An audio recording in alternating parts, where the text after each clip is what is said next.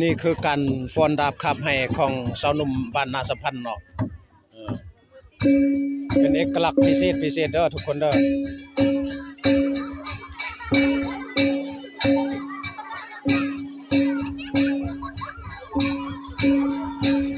hanyak tak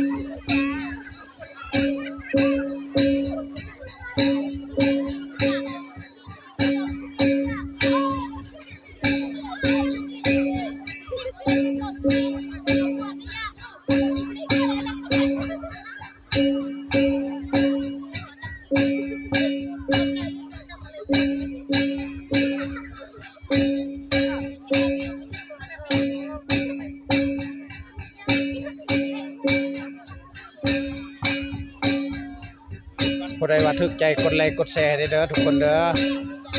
เผ่ากะหมู่จะมีเอกลักษณ์พิเศษแบบนี้นี่แหละมีการฟ้อนดาบขับให้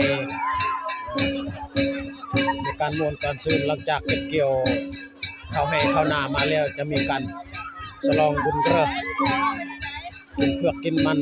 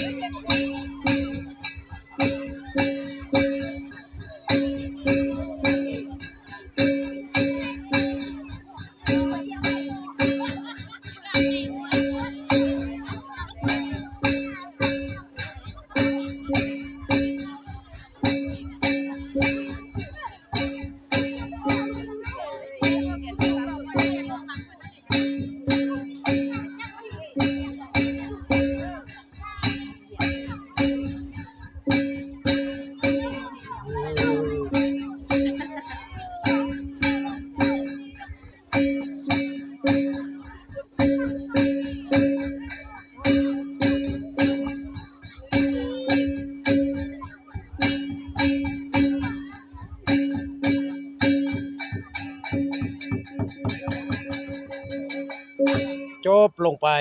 ทุกคน